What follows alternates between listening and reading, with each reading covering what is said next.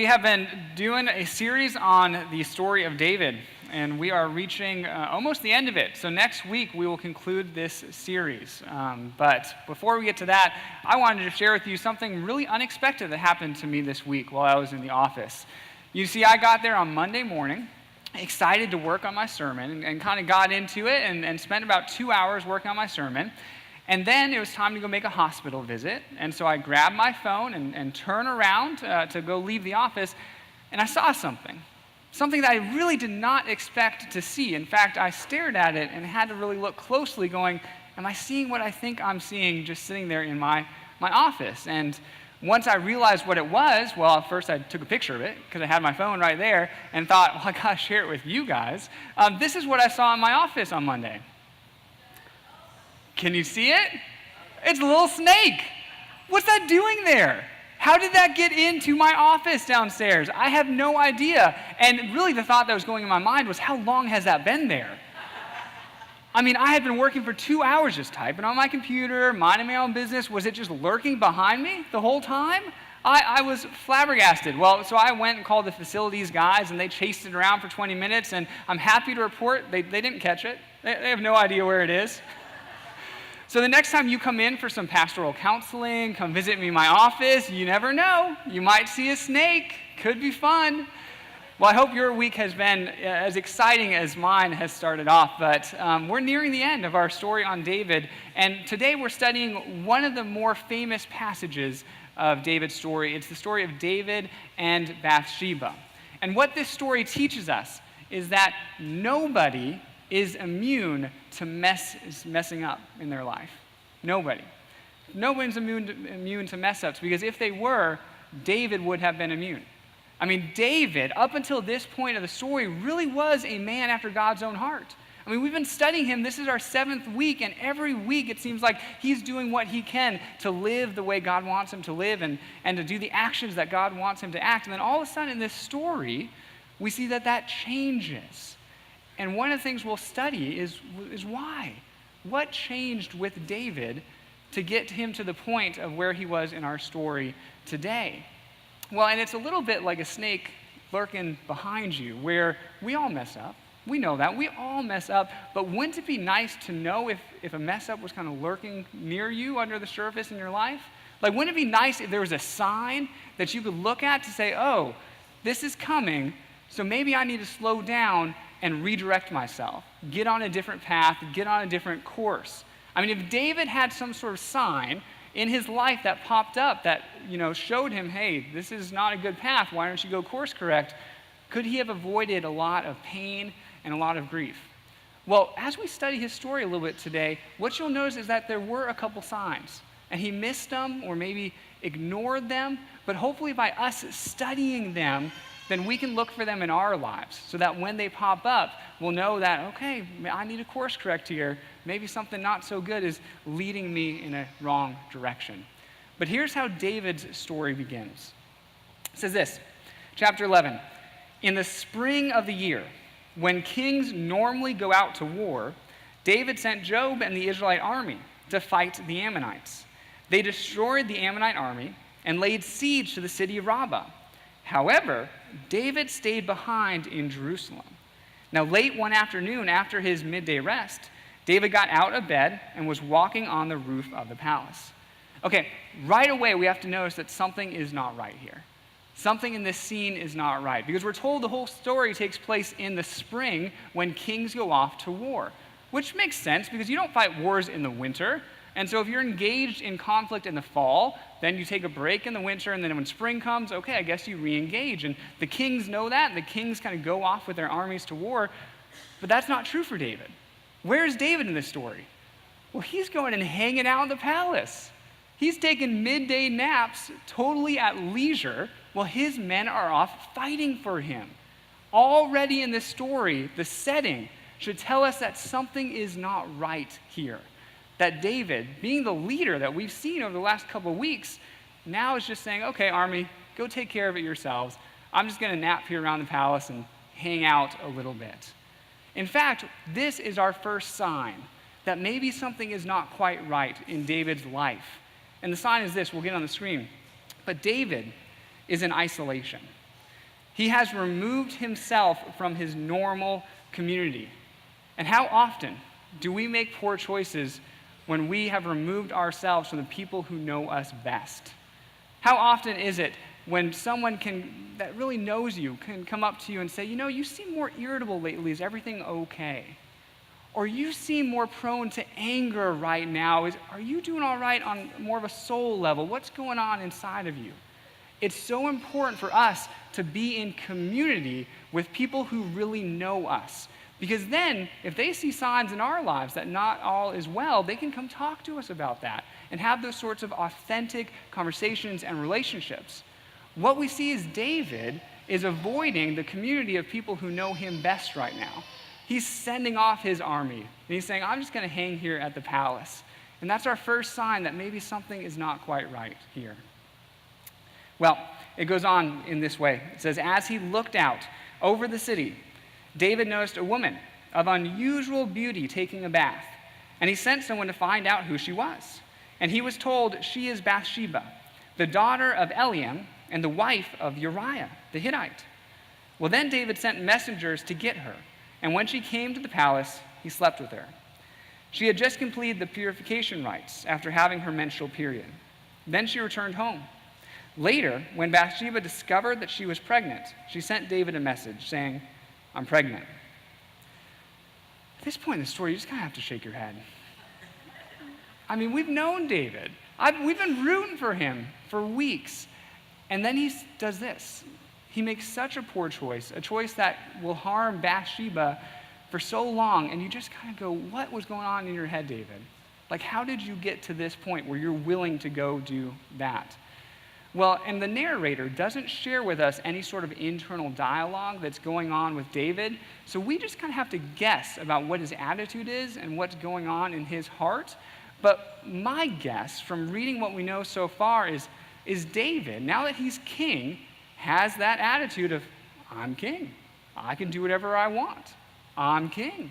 I mean, notice what he's already done, where, hey, I'm king, so I don't have to go fight battles anymore. I can go send people to do that. I'm king. I can go take midday naps. No one's going to care. They won't say anything. I'm king. I'm king, so if I see something that I want, I'm going to take it and not think of the repercussions. It seems like David's attitude right now is not where it should be. And in fact, what I call that is kind of this idea of justifying your actions when we all get there sometimes. And the definition I would have for that is actually our sign number 2. I'll get on the screen.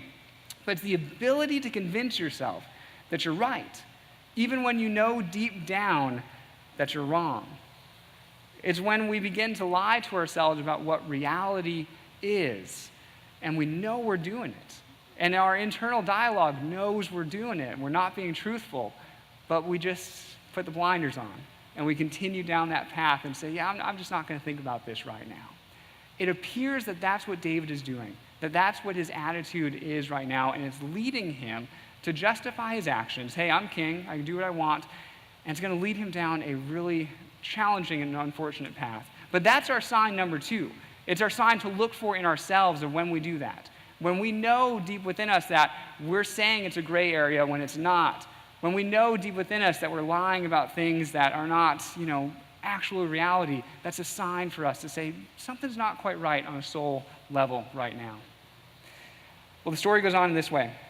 Verse 6, then David sent word to Job, send me Uriah the Hittite, which is Bathsheba's husband. And so Job sent him to David. When Uriah arrived, David asked him how Job and the army were getting along and how the war was progressing. Then he told Uriah, go home, relax. And David even sent a gift to Uriah after he left the palace. But Uriah didn't go home. No, he slept that night at the palace entrance with the king's palace guard. Okay, you might be wondering, what's David doing here? What's his game plan right now? Like, why is he getting chummy with the husband of Bathsheba? What is going on? And it turns out David's being really sneaky right now, because David realizes that Bathsheba is pregnant, and when that news breaks, well, where's the suspicion going to fall? And so David invites the husband home and convinces himself that if the husband can even spend one night at home, well, then all the suspicion is going to be on him, right? It's not going to be on David. And so he invites the husband and says, go home, relax, you've been working hard. The only issue is Uriah does not go home. And so David tries to find out why in verse 10. It says, when David heard that Uriah had not gone home, he summoned him and asked, what's the matter? Why didn't you go home last night after being away for so long? And Uriah replied, the ark, meaning the ark of the covenant, and the armies of Israel and Judah are living in tents. And Job and my master's men are camping in open fields. How could I go home to wine and dine and sleep with my wife? I swear that I would never do such a thing. What we're finding in this story is that Uriah is a good man. Contrast that with David's actions right now. I mean, David's going to sleep on the couch where his men go fight for him, and Uriah will not even sleep in his own bed until all the men come safely home. This is the moment where David could be convicted and make the right choice. Right? This is a moment where he could see Uriah's actions, contrast that to his own, and go and make things right. To say, Uriah, I'm sorry, and then go to God and say, God, I have sinned, and start that long process of making things right. But David doesn't do that. Instead, what David does is our sign number 3, which is he just keeps digging. He just keeps digging. He realizes that his actions are wrong, and yet he doesn't admit it. He goes, I'm just going to keep making excuses and keep covering up as best that I can. And how often do we do that too? I mean, how often are we kind of confronted, at least internally, going, I'm convicted, this is not the right path. But instead of doing the tough work to really face that in that moment, we just keep digging and say, no, I'm going to go for as long as I can covering up for what I'm doing right now. That's where David is at. And unfortunately, it leads him to do something that really, up at this point, we would never imagine that David would be capable of. Verse 14. So the next morning, David wrote a letter to Job and gave it to Uriah to deliver. The letter instructed Job, station Uriah on the front lines where the battle is fiercest, then pull back so that he will be killed. It's incredible that David in this moment is saying, I'm going to continue to cover this up by having the husband of Bathsheba killed. And to show how callous he's feeling right now, he writes this letter and has Uriah deliver it to the commander of the army. I mean, Uriah is literally delivering his death warrant. It shows you how far David's heart has fallen at this point. And verse 16. So Job assigned Uriah to a spot close to the city wall where he knew the enemy's strongest men were fighting. And when the enemy soldiers came out of the city to fight, Uriah the Hittite was killed, along with several other Israelite soldiers. So this story is teaching us something about sin. And it's teaching us that sin does not only affect the individual. We'd like to think that. We'd like to think that everything is just between us and God. That would make things easier. But sin affects so many more people than that. I mean, at this point, David's sin has profoundly affected Bathsheba. David's sin has affected Bathsheba's husband, Uriah, who's going to be killed because of this, even though he's an honorable man. His sin has now affected Job, the commander of the army, who is complicit in making this murder happen. And the sin has now affected those other soldiers who are just fighting alongside Uriah, who are also killed. It's tough, but in this story, we see that sin doesn't affect us just as individuals. It affects us as a community, and we see that really in a stark term in this story. At this point in the story, it seems like David has won. It seems like the powerful person in the country is going to get away with it. I mean, who else knows about what he's done that's going to possibly come forward? But we're lucky, because at the end of this chapter, the very last verse in this chapter, there's a short little line that says this: but the Lord was displeased with what David had done. You see, this is the first time that God shows up in this story. Up until this point, it's all about what David wants and David desires and how far David is willing to go to protect his reputation. And it's like he's forgotten about God. And this is the same God who, at the age of 10, anointed David to be king. And at the age of 30, made him king. And now when David's in his mid-40s, he's forgotten. He's forgotten who God is and that God's a part of his life. But God has not forgotten David. And so God comes and shows up in David's life. In fact, he sends Nathan the prophet. And Nathan knows David. I mean, their relationship goes back years. And so David chooses to see Nathan, and Nathan delivers a message from God. It says this is the beginning of chapter 12. It says, the Lord sent Nathan the prophet to tell David this story. There were two men in a certain town. One was rich and one was poor. The rich man owned a great many sheep and cattle. The poor man owned nothing but one little lamb that he had bought. He raised that little lamb, and it grew up with his children. It ate from the man's own plate and drank from his cup. He cuddled it with his arms like a baby daughter. And one day, a guest arrived at the home of the rich man. But instead of killing an animal from his own flock or herd, he took the poor man's lamb and killed it and prepared it for his guest. Oh, what a story.